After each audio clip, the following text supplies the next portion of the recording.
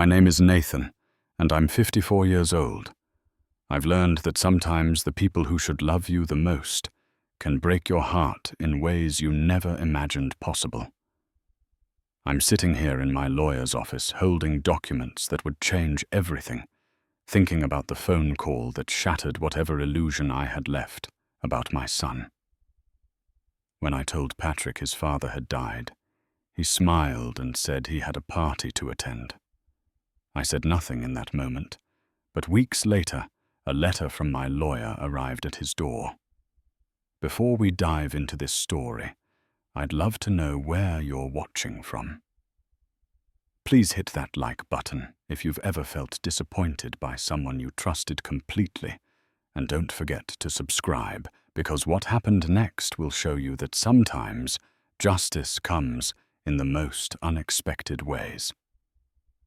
Let me take you back to where this all began, to understand how a father and son, who once shared everything, could end up so far apart. I met Robert in San Francisco back in 1996. I was 26 teaching high school English literature, and he was 28, a brilliant architect with dreams of designing sustainable homes. We met at a coffee shop near Golden Gate Park where I was grading papers and he was sketching building designs. Robert had this way of seeing beauty in everything. He'd point out architectural details on buildings most people walked past without noticing. When he talked about his work, his whole face would light up. Within 6 months, we knew we wanted to build a life together. We moved to Portland, Oregon in 1997, where Robert got a job with a progressive architecture firm, and I found a position teaching at Lincoln High School. Our little house on Burnside Street became our sanctuary. Robert designed and built a garden in our backyard that looked like something from a magazine. Every weekend we'd work together, planting flowers, building raised beds for vegetables, creating this perfect little ecosystem. Robert said our home should reflect who we were. Peaceful people who wanted to nurture growth. When we decided to adopt it, felt like the most natural next step. Patrick came to us in 2001 as a 3-month-old baby. From the moment Robert held that tiny boy, I knew I was watching something magical. Robert would spend hours just talking to Patrick, reading him architecture books, showing him drawings and blueprints like the baby could understand every word. As Patrick grew, Robert became the father I'd always dreamed of having myself. Every soccer practice, every school play, every parent-teacher conference, Robert was there. He taught Patrick how to draw, how to build model airplanes, how to see the world with an artist's eye. Summer vacations meant camping trips, where Robert would show Patrick how different cultures approached building and design. When Patrick showed aptitude for math and science, Robert was overjoyed. They'd spend entire weekends building elaborate structures with blocks and discussing engineering principles. Robert saved every drawing Patrick made, every school project, every report card. Our refrigerator was covered with Patrick's achievements, and Robert would beam with pride, showing them off to anyone who visited.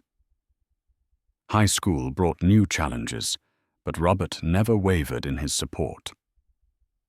When Patrick struggled with calculus, Robert hired a tutor.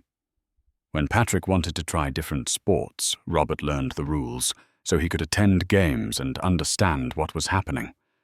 When Patrick expressed interest in studying engineering at MIT, Robert started a college fund and researched everything about the program. By the time Patrick graduated high school in 2019, Robert had already planned how we'd help with college expenses. MIT was expensive, but Robert said investing in Patrick's education was the most important thing we could do. Those 4 years of college were challenging financially, but Robert never complained. He took on extra consulting projects and worked overtime to ensure Patrick could focus on his studies without worrying about money. When Patrick graduated from MIT with his engineering degree, Robert cried during the virtual ceremony. He kept saying how proud he was, how Patrick had exceeded every dream they'd shared. Patrick got a job with a tech company in Boston, and Robert helped him find an apartment, even flew out to help him move and get settled. Everything seemed perfect until March of 2024, when our world suddenly shifted. Robert started having persistent coughs and shortness of breath. What we initially thought was a lingering cold turned into doctor visits, X-rays, and finally a diagnosis that stopped time. Stage 4, lung cancer.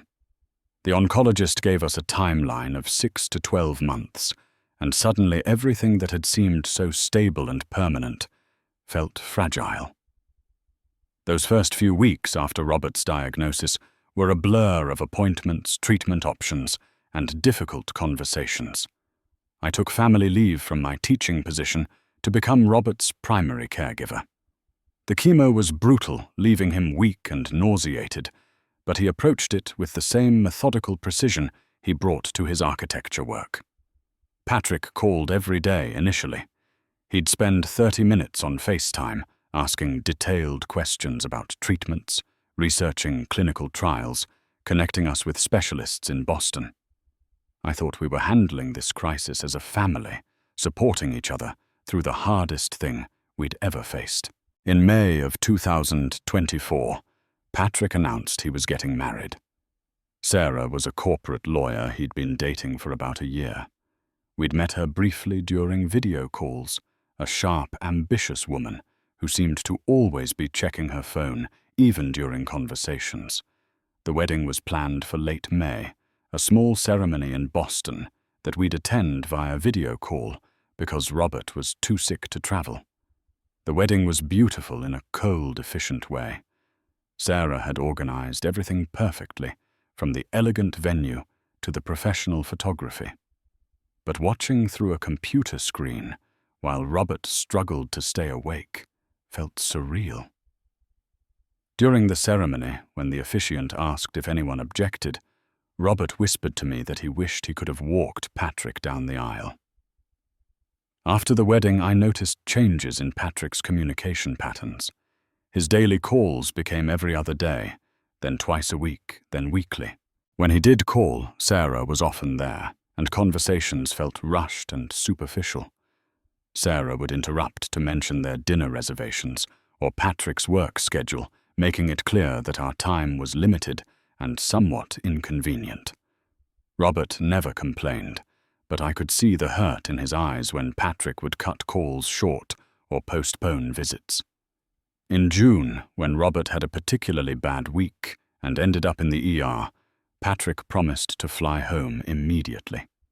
But 2 hours later, he called back saying Sarah had reminded him about an important client presentation he couldn't miss. He'd come the following week instead. That following week became the week after, then the month after. There was always something. A project deadline, a business trip, Sarah's family commitments, work emergencies. Robert would listen to these explanations and just nod, saying he understood that Patrick was building his career and couldn't drop everything for a sick father. By August, Robert's condition had deteriorated significantly. The oncologist recommended stopping active treatment and focusing on comfort care. I called Patrick with this update, expecting him to immediately book a flight. Instead, he launched into a detailed explanation about a major project his company was pitching, how he was the lead engineer, how his career could be derailed if he left at this critical moment. I found myself making excuses for Patrick to Robert's doctors, to our friends, to anyone who asked why our son wasn't visiting his dying father. I'd say he was flying in soon, that work was just particularly demanding right now, that he was handling things differently, but still caring deeply. The truth was becoming harder to ignore. Sarah's influence on Patrick was undeniable. During their brief calls, She'd sit beside him, making faces when we talked about medical details, checking her watch, sometimes even taking calls from her office while we were trying to have family conversations. Patrick would apologize for these interruptions, but never asked her to stop.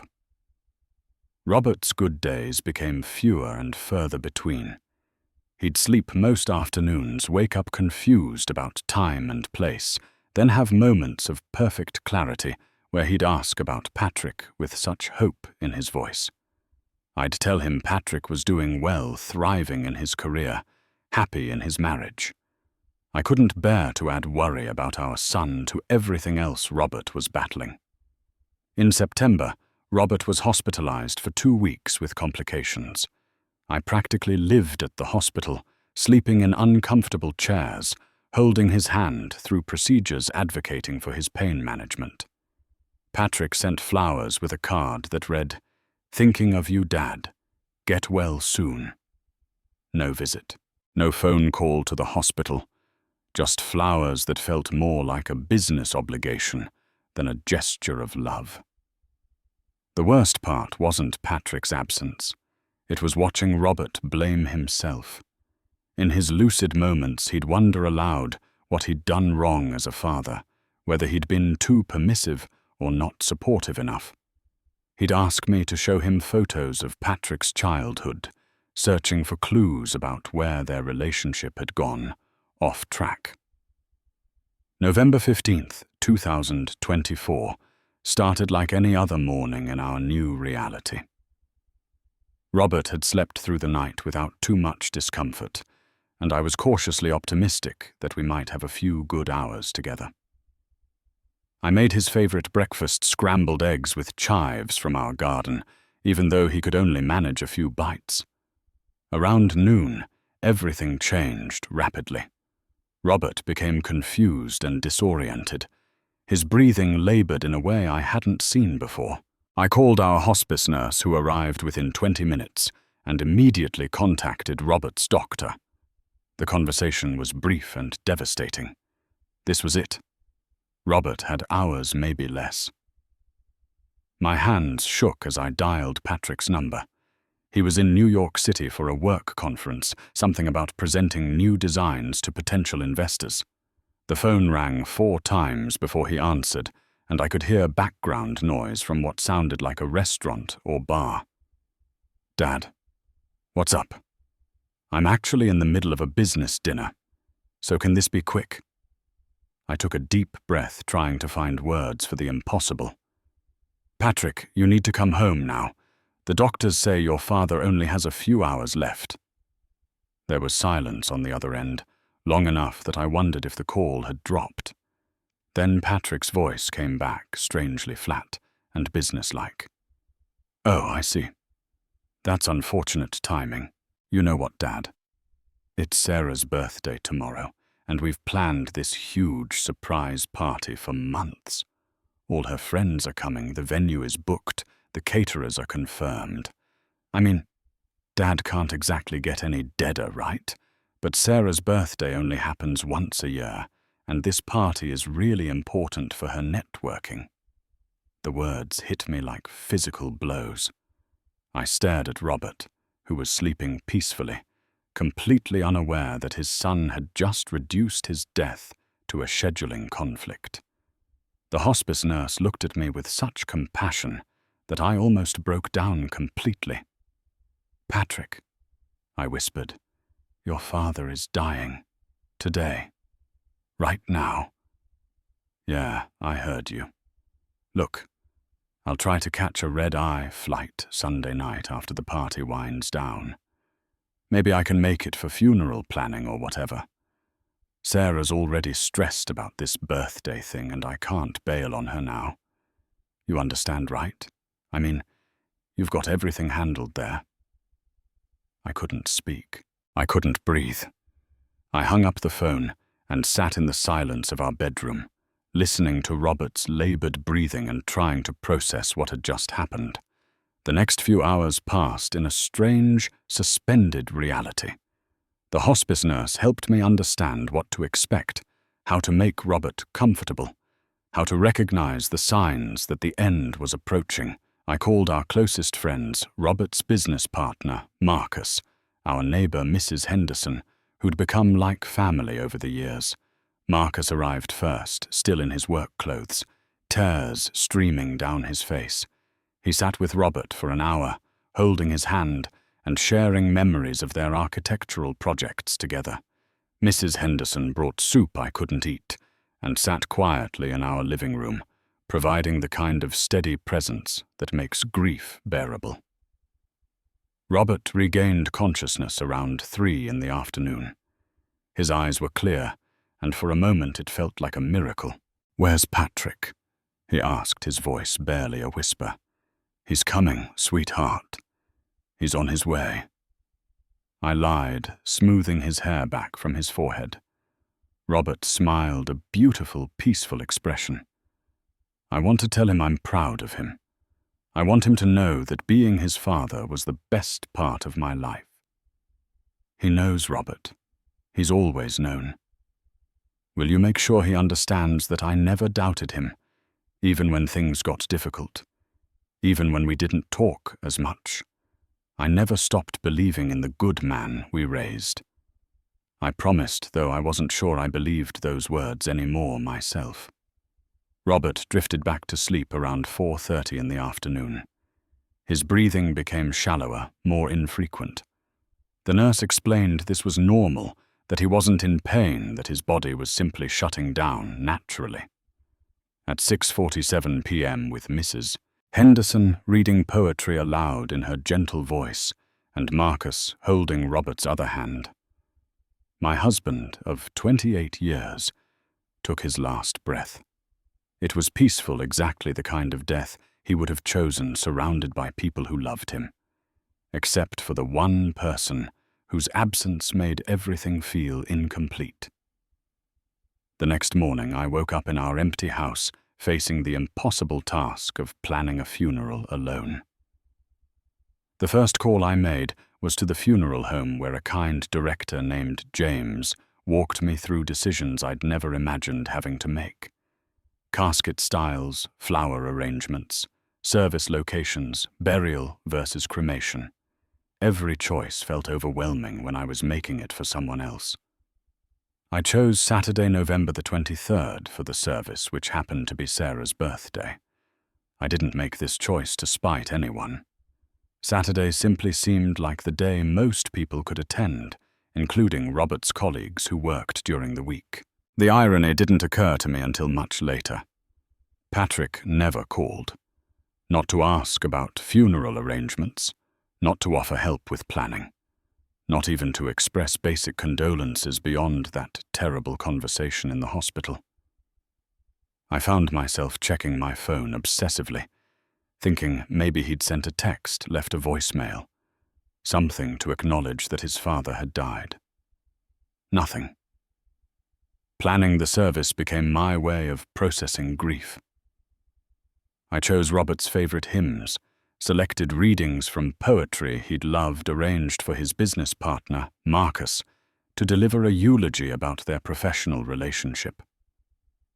I wrote my own remarks about our life together, our dreams, the man he'd been as a husband and father. The funeral home was packed on Saturday morning. Robert's colleagues filled 2 entire rows. Former students of mine came to pay respects. Neighbors and friends created a community of support I hadn't fully appreciated while Robert was alive. Mrs. Henderson sat in the front row beside me, holding my hand during the service. People kept asking where Patrick was. I developed a standard response about him being unable to travel due to work commitments, but the lie felt heavier each time I told it. Marcus, who'd known Patrick since childhood, looked confused when I explained why my son wasn't at his father's funeral. "But Nathan," Marcus said gently, "Patrick worshipped Robert. They were so close. I can't imagine any work situation that would keep him away from this." I just nodded and changed the subject. During my eulogy, I talked about Robert's devotion to family, his pride in Patrick's achievements, his dreams for his son's future. I could barely get through the section about Robert's love for Patrick without breaking down completely. It felt obscene to praise their relationship while Patrick was 3,000 miles away, celebrating his wife's birthday. Sarah's mother, Linda, who'd flown in from Phoenix, pulled me aside after the service. Linda and I had been close before the kids got married, bonding over our shared concerns about how quickly Patrick and Sarah were moving. "Nathan, I need to tell you something," Linda said quietly. "Sarah called me this morning from their party. She was bragging about how she'd convinced Patrick to skip Robert's funeral for her birthday celebration. She thought it was funny, like she'd won some kind of competition for Patrick's loyalty." The words hit me like a slap. It was one thing for Patrick to make this choice, but knowing Sarah had actively encouraged it, that she was actually proud of it, made everything worse. That evening, after everyone had left, and the house felt impossibly quiet, I did something I immediately regretted. I looked at social media. Patrick's Instagram was full of photos from Sarah's birthday party. Elaborate decorations, expensive champagne. Patrick in a tuxedo, beaming beside his wife. The caption read, "Best birthday ever for the love of my life." Sarah deserves every amazing moment, and I'm so lucky to celebrate another year of her brilliance and beauty. Posted at exactly the time Robert's funeral service had ended. 1 week after the funeral, I sat across from William Thompson in his law office downtown. William had been Robert's attorney for 15 years, handling everything from our wills to business contracts. He was a methodical man in his 50s, the kind of lawyer who anticipated problems and planned solutions years in advance. "Nathan, I need to discuss Robert's will with you," William said, sliding a thick folder across his mahogany desk. "He updated it last August, while he was still clear-headed enough to make these decisions." I'd expected the basics. Robert and I had talked generally about leaving everything to each other with Patrick as our beneficiary after we were both gone. What I hadn't expected was the complexity of what Robert had actually planned. "Your husband left the house all joint savings accounts and his life insurance policy directly to you," William explained. "That's approximately $800,000 total. The house is worth about $400,000 savings account, has $200,000, and his life insurance policy pays out $400,000. But he also established a separate inheritance for Patrick, $200,000 held in a trust account." I felt a flicker of relief. Despite everything that had happened, Robert had still provided for our son. "However," William continued, "there are specific conditions attached to Patrick's inheritance." He handed me a letter in Robert's handwriting dated August 15th, 2024. "Nathan, if you're reading this, I'm gone, and you're learning about decisions I made while I still could think clearly. I've been watching Patrick change since his marriage, and I need to know whether the son we raised still exists somewhere inside the man he's become. Patrick will receive his inheritance only if he attends my funeral, not just any memorial service, but the actual funeral service on the day we choose to say goodbye.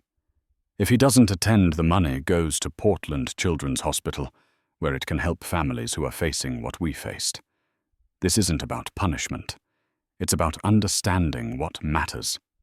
If Patrick can't prioritize his family when it counts most, then he's not the man we tried to raise, and he shouldn't benefit from my life's work. I hope I'm wrong.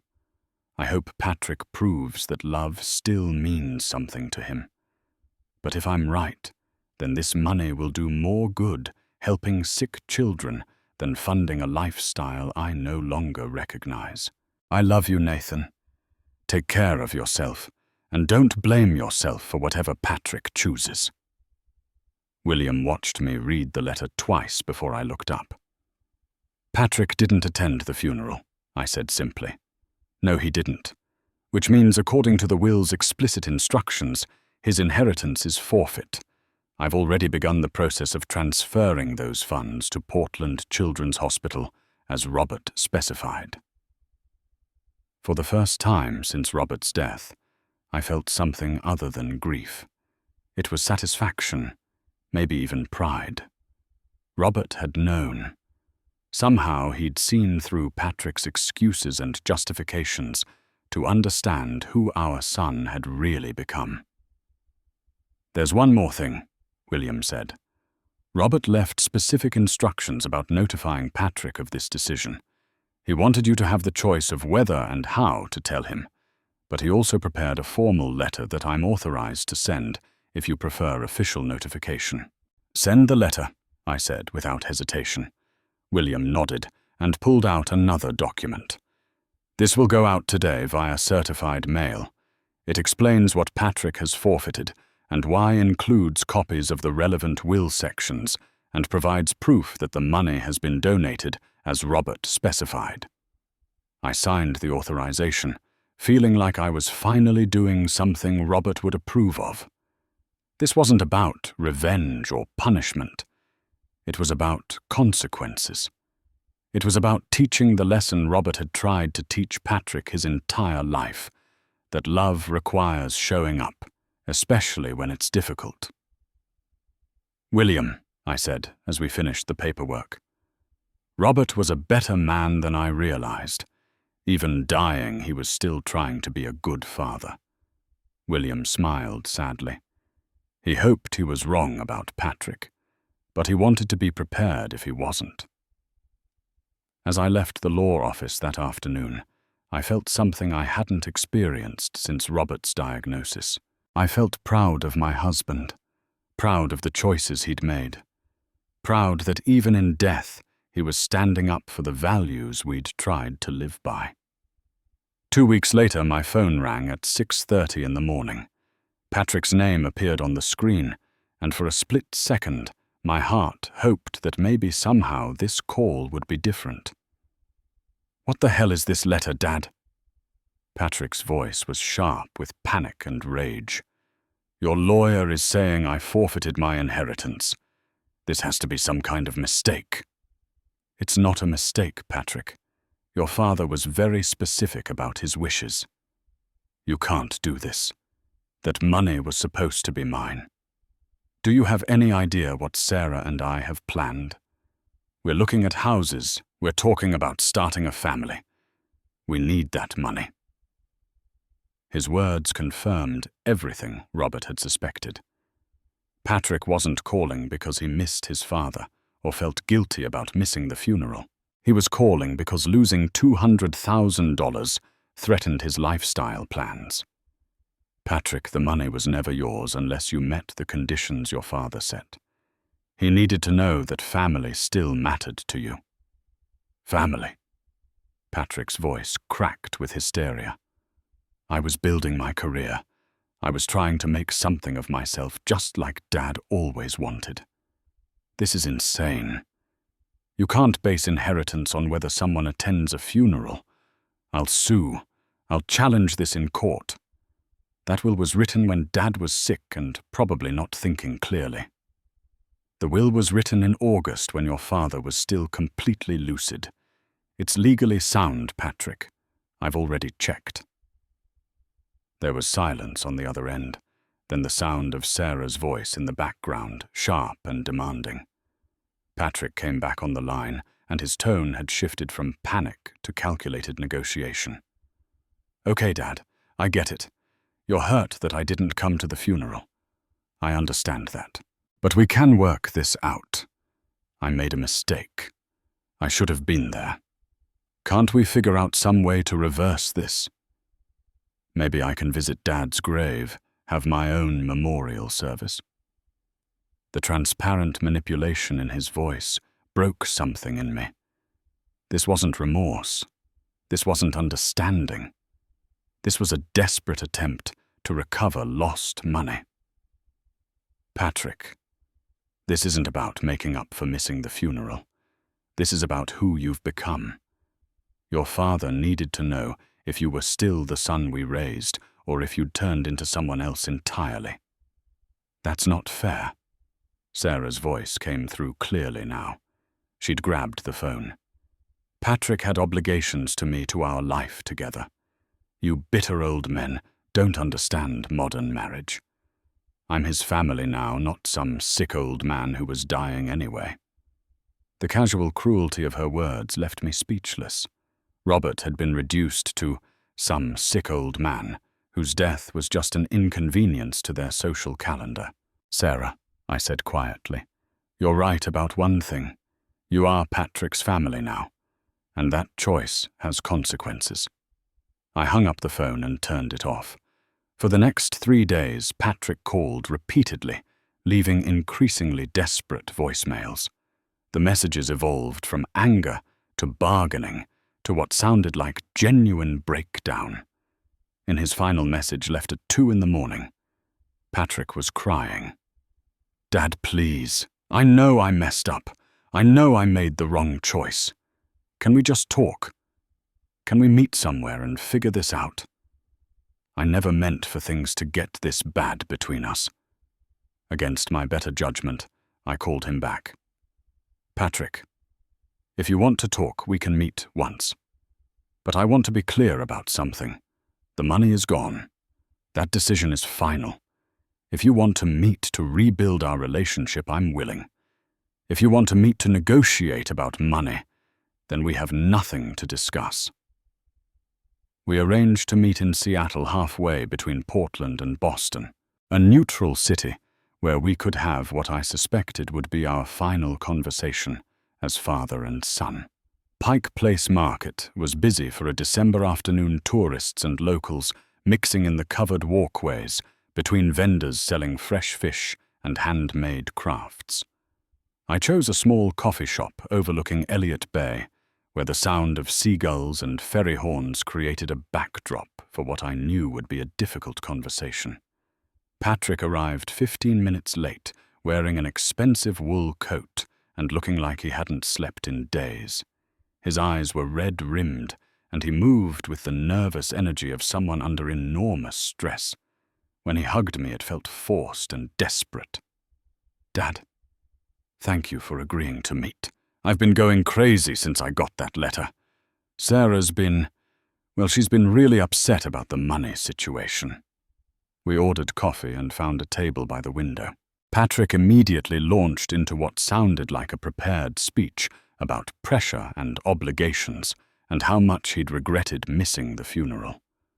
But as he talked, I studied his face and saw someone I barely recognized. This wasn't the curious little boy who'd spent hours building with blocks. This wasn't the thoughtful teenager who'd discussed architecture and engineering with such passion. This was a man who'd been hollowed out by ambition and his wife's demands, someone who'd traded his authentic self for a lifestyle he thought he wanted. Patrick, I interrupted gently, tell me about your father's last few months. What do you remember about that time? He looked confused by the question. Well, Dad was sick. He was doing chemo. It was really hard on everyone. When did you last have a real conversation with him? Not about logistics or medical updates, but an actual conversation about his thoughts, his fears, his hopes. Patrick stared out the window for a long time. I don't remember. We talked all the time, though. I called regularly. Patrick, your father died believing he'd failed as a parent. In his last weeks, he kept asking me what he'd done wrong, why you'd grown so distant, whether he'd been too supportive or not supportive enough. For the first time in our conversation, Patrick's composure cracked completely. Tears started flowing and he put his head in his hands. Oh God, Dad. I didn't realize he felt that way. I was just so busy with work and Sarah, and everything felt so overwhelming. I thought Dad understood that I was building a life, building a career. Patrick, your father, understood that you were building something. He just wasn't sure it was a life worth having. We sat in silence for several minutes while Patrick cried. Other coffee shop customers glanced over occasionally, but mostly people respected our privacy. Outside, the Seattle skyline stretched toward mountains that Robert would have loved to photograph. "The money," Patrick finally said. "Is there really no way to—" "Patrick, stop!" My voice was firmer than I'd intended. "The money is gone. It's helping children at Portland Children's Hospital, where your father specified it should go. If you're still thinking about the money, then you're proving Robert was right about who you've become. But Sarah and I have plans. We're looking at houses. She wants to start a family soon, and her career is really demanding right now. That money would have made everything so much easier."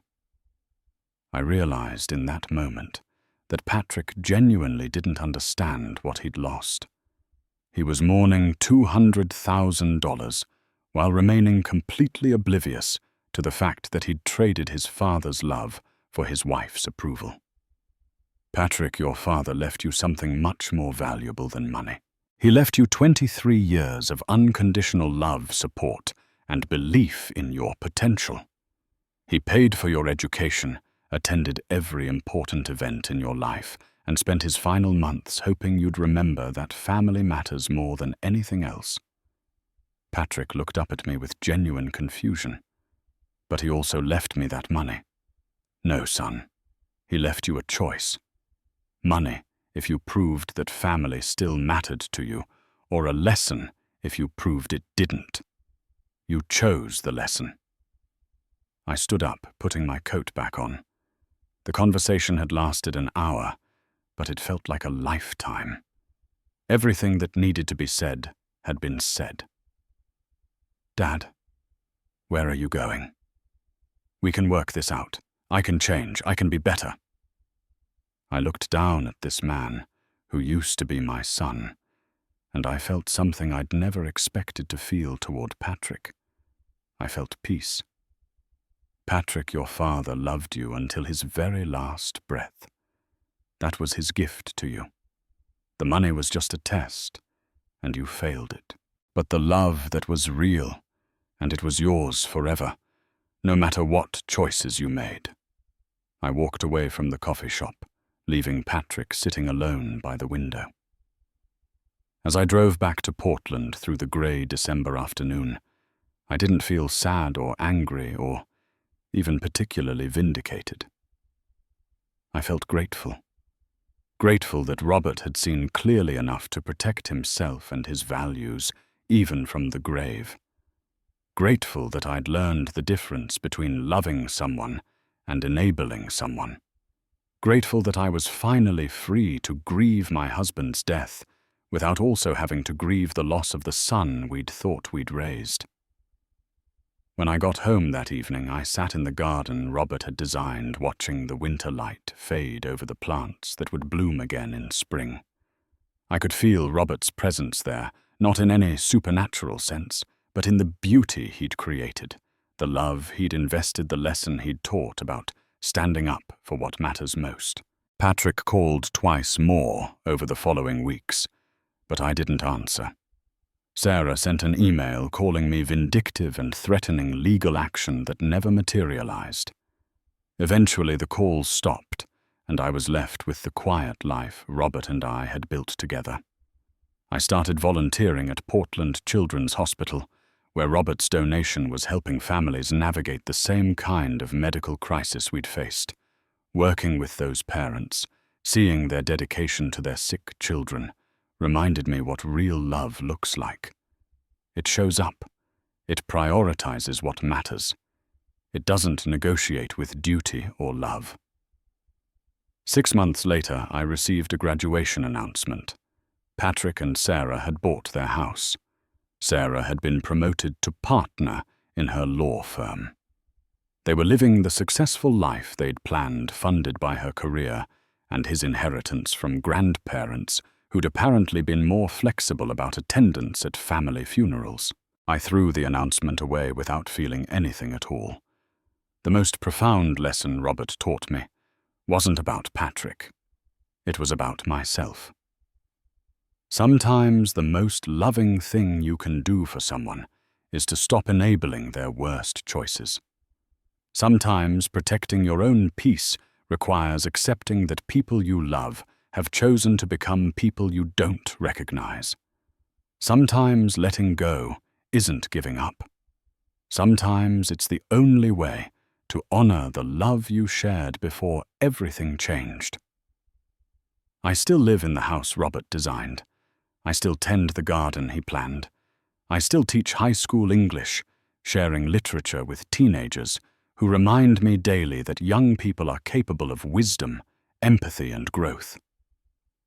Every day, I'm surrounded by evidence that love, when properly nurtured, creates beauty that outlasts any individual life. Robert's final gift wasn't the money Patrick lost. It was the clarity he gave me about the difference between loving someone and being loyal to an ideal of who they used to be. He taught me that true family isn't defined by biology or obligation. It's defined by showing up when it matters most. And in the end, that's a lesson worth more than any inheritance. What do you think about the choices people make when they're forced to choose between family and personal desires? Have you ever had to make a difficult decision about standing up for your values, even when it cost you a relationship? I'd love to hear your thoughts in the comments below. If this story resonated with you, please give it a like and share it with someone who might need to hear about the importance of family loyalty. Don't forget to subscribe for more stories about life's most challenging moments and the lessons they teach us. Thank you for listening, and remember that sometimes the people who truly love you will hold you accountable for becoming your best self, even when it's painful.